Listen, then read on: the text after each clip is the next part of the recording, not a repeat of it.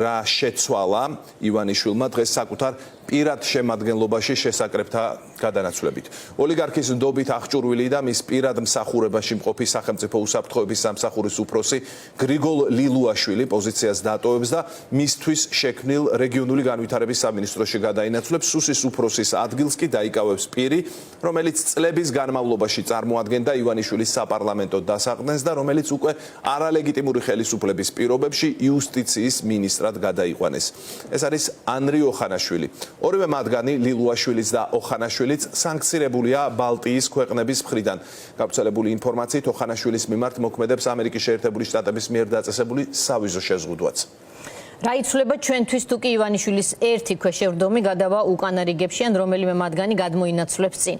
დავსვათ შეკითხვა ამით რეჟიმი ხასიათს იცვლის თუ ოლიგარქის მიერ უკვე კარგად მოთვინიერებული ქვეშევრდომებიდან რომელიმე ერთი მაინც შეძლებს ნახევარი ნაბიჯის გადადგმას დამოუკიდებლად. ეს რა თქმა უნდა რიტორიკული კითხვებია, პასუხი ნათელია. ამ დრომდე ივანიშვილის წიაღში შემორჩენილი პირადი დანიშნულების ელიტის წარმომადგენლებს აქვთ ერთი და მთავარი გამოერთიანებელი. ისინი ემსახურებიან ერთ კაცს, სარგებლობენ მისი წყალობით და ვინაიდან უკვე კითხვის ნიშნების გარეშე ეს ერთი კაცი რუსეთის სამსახურშია, გარემოცვას კი უკან მოხედვის შანსის გარეშე აქვს შეტოპილი, დღეს არალეგიტიმური ხელისუფლება მთელი თავისი შემადგენლობით არის წარმოდგენილი კონსტიტუციის მიღმა და უცხო ქვეყნის, მტერი ქვეყნის, ოკუპანტი ქვეყნის ინტერესით. ამიტომაც განსაკუთრებული მნიშვნელობა პერსონებსა და მათ განლაგებას ივანიშვილის ხელისუფლებაში ჩვენთვის მოქალაქეებისთვის არ აქვს. თუმცა მაინც გამოვკვეთოთ რა ჭალებში სასახელო საქმეებთან ასოცირდება ეს ორი პირი. გრიგოლ ლილუაშვილი ივანიშვილის ბიზნესიდან მოდის, მუშაობდა ქართუს, ბურჯის, ატუს და სხვა კომპანიებში, შემდეგ იყო პარლამენტში, უშიშროებაში. 2019-დან კი სუსის უფროსად წელს მას 6 წლიანი ვადა გასდის, ამიტომ არის ვერსია, რომ საარჩევნო პროცესის კონტროლსა და მისი შედეგის გაყალბებაში კარგად სპეციალიზებულ კადრს ახლა რეგიონებისკენ გადაანაცვლებენ, რომ ეს პროცესი უახლოეს არჩევნებშიც ასევე პროფესიონალურად, ესეც ბრჭყალებში და ოლიგარქის სასარგებლოდ მართოს. აი ანრი ოხანაშვილზე კი გვახსენდება ამერიკის შეერთებული შტატების საელჩოში მომხდარი სკანდალი, როდესაც 2022 წელს საელჩოს მიერ დამოუკიდებლობის დღისადმი მიძღვნილ წვეულებაზე ის ფიზიკურად გაუსწორდა ტევ-პირველის მფლობელ ვატო წერეთელს. ოხანაშვილი მაშინ ხვდებოდა, რომ ვატო წერეთელმა მას ყურში შეაგინა. თუმცა გინებაზე თუ ეს მართლაც მოხდა, მას პრესი რეაქცია არ ქონია, წავიდა, მობილიზაცია გაუკეთა წვეულებაზე მყოფ თანაპარტიელებს, ვატო წერეთელს უკან გალობლიშვილთან, ზარქუასთან და ოდიშარიასთან ერთად დაუბრუნდა და მუშტიკრევი გამართა. მას შემდეგ ანრი ოხანაშვილი ამერიკის საელჩოს წვეულებებზე აღარ უნახავთ, თუმცა ასევე ეს არ არის ყველაფერი მის შესახებ. ოხანაშვილია ის პირი, რომელმაცაც ოლიგარქმა ოცნების ხელისუფლებაში ყოფნის განმავლობაში ერთ-ერთი ყველაზე ანტიდემოკრატიული და ანტიკონსტიტუციური დავალების შესრულებაზე მოაწერინა ხელი და ამ პროცესის მართვა ჩააბარა. მას ჰქონდა მინდობილი პარლამენტში რუსული კანონის გატანა ნებისმიერ ფასად. პროცესში სხდომების წარმართვა, ოპოზიციისა და სხდომებზე მყოფი საზოგადოების წარმომადგენლების მიმართ შეურაცხყოფელი ქცევა და ასე შემდეგ. რა ვერსიებს განიხილავენ ინფორმირებული წრეები, რას იუმჯობესებს რეჟიმი ამ გადანიშნვით? სალომე ლაბაძე არკვევდა ამ საკითხს და ვნახოთ მისი მომზადებული მასალა. მე პოლიტიკიდან წამოვედი, მიბრუნებას აღარ ვაპირებ. შემოგთავაზებთ ბატონი ბიძინა. ვარს ვეტყვი. დიდ მადლობას გადაუხტინდობისთვის, მაგრამ ვარს ვეტყვი.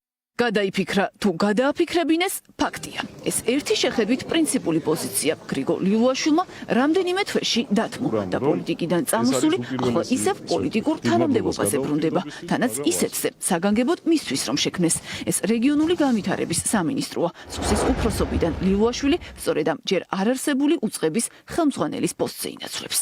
ივანიშვილი ძალიან ფრუსტრირებული იყო იმ ფაქტით, რომ სწორედ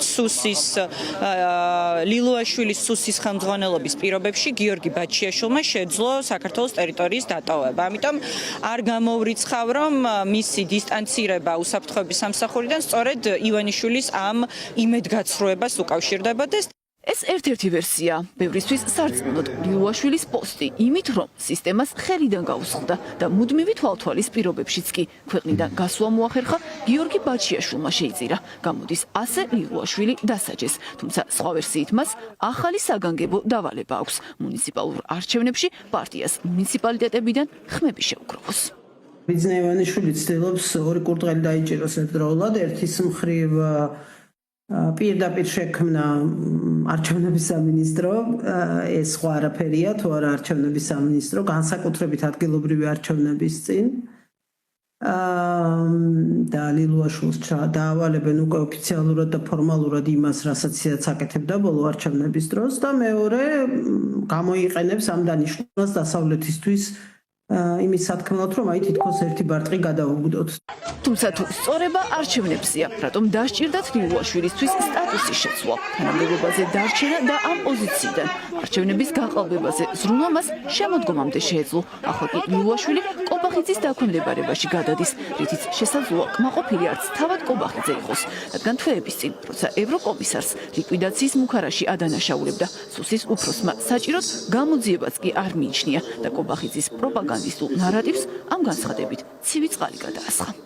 ისკის სამართლები თემის განხორციელების დასაწყებად, ამ გამოძიების დასაწყებად არ არის სათანადო მტკიცებული. იმ პრემიერმა ბრძანა, რომ მან გამაფრთხილა მეგობრულად, რათა მიმეღო უსაფრთხოების დამატებითი ზომები. ეს პირდაპირ მუხარად ჩაითვალა. ლილუაშვილი დღეს კობახიძის გვერდითაც არ მდგარა. ივანიშვილის პრემიერმა სამთავრობო ცვლილებები მარტომ წარადგინა. გითხრა, რომ სუსის უფროსობას ანრი ოხანაშვილს ჩააბარებს, რომელიც უკვე რამდენიმე თვეა იუსტიციის მინისტრის პოსტზეა. მანამდე კი წლების განმავლობაში ივანიშვილს დეპუტატის სტატუსით ემსახურა.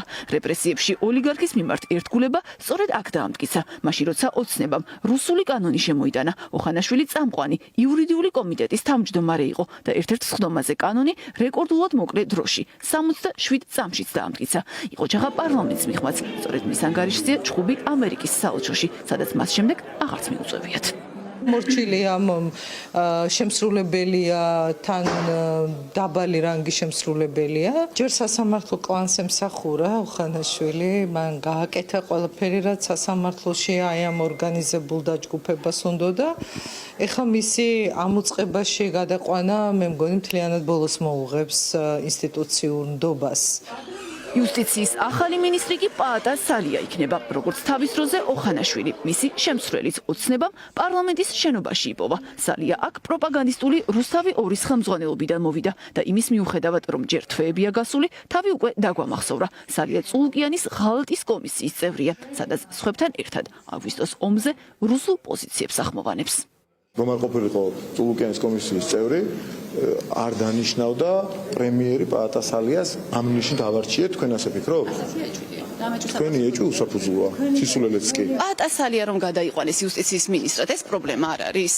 იმის გათვალისწინებით, რომ ის თეა წულუკიანის კომისიის წევრია და რუსულ პოზიციებს გამოხატავს აგვისტოს ომზე. არას ნიშნავს, არ გამოხატავს თუ პრობლემა არ არის, რომ მაინც გადაიყვანეს იუსტიციის მინისტრად. საერთაშორისო სასამართლოები მოგებული აქვს უკვე სახელმწიფოს და ცოტა საქმის კურსში შედით, სანამ კითხვებს დასვათ. და ამიტომ არაუშავს თუ პაატა სალია თავისი რუსული პოზიციებით უხელმძღვანელებს იუსტიციის სამინისტროს. რუსული პოზიციები აქვს თქვენი გამფუძნების. საკადრო ცვლილებები ივანიშვილის კარზე საინტერესო არ არის ოპოზიციისთვის, რაც უნდა იყოს მიზანი. მზადება არჩევნებისთვის თუ დასავლეთისთვის თავის მოწონების მცდელობა. ოპოზიცია დარწმუნებულია, პაიკების გადანაცვლებით რეჟიმი შედეგზე ვერ გავა. არ მაინტერესებს საერთოდ ვინ რა ადგილს იკავებს არალეგიტიმურ ხელისუფლებაში. აბსოლუტურად მეორე ხარისხოვანია ეს ჩემთვის. ოხანაშვილი რო სუსის უფროსობა, ოხრანკაშვილი რო იქნება სახელმწიფო უსაფრთხოებაზე პასუხისმგებელი, არ ამგონი რომელიმე მოქალაქემ თავი უსაფრთხოდ იგრძნოს. ჩვენ ყოველდღიურად მკვლელობებს ხედავთ და სროლებს ხედავთ ქუჩაში, არც პოლიცია არ მუშაობს, არც უსაფრთხოება არ მუშაობს, იმიტომ რომ დაძდევენ სტუდენტებს და დაძდევს ოპოზიციას. ესენი არიან მონა პაიკები. აი ძველი ფრანგული ფილმი რო არის. ივანიშვილმა რო უბრძანოს სათითაოდ რუსთავოზე ჩახტილი, გაივლიან, უსირცხვილო ხალხია. უთავმოყარეო ხალხია. ყველა ეს ცვლილება არის იქითკენ მიმართული, რომ მოსკოვმა რაც შეიძლება მეტ უწყებაზე აიღოს პირდაპირი მმართველობა და მეტზე არაფერზე, იმიტომ რომ ყველა ხედავს და განსაკუთრებით ივანიშვილის რეჟიმის პატრონები მოსკოვში ხედავენ, რომ სისტემას ისეთ რხევები აქვს, რომ სისტემა შეიძლება ჩამოიშალოს. დღეს ადგილები სხვებს შეუცვალა, თუმცა მალე კობახიძე საკადრო ცვლილებების ნაწილი შესაძლოა თავადაც გახდეს. ოლიგარქი რომას ჩანაცვლებას ლევან დავითაშვილით უპირებს. ვერსია უკვე დიდი ხანია არსებობს. გუშინკი დავითაშვილი ამერიკის ელჩში ხვდა. მაკა ბოჭორიშვილის შემდეგ ივანიშვილის მთავრობაში ის მეორეა, ვისთანაც არჩევნების შემდეგ რობინ დანიგანი მივიდა. თუ ოლიგარქის მიზანი ამერიკასთან ურთიერთობის გადატვირთვაა, არ არის გამორიცხული პოლიტიკურ კეთროვნად გამოცხადებულ კობახიძეს ივანიშვილმა სწორედ დავითაშვილი ამჯობინოს.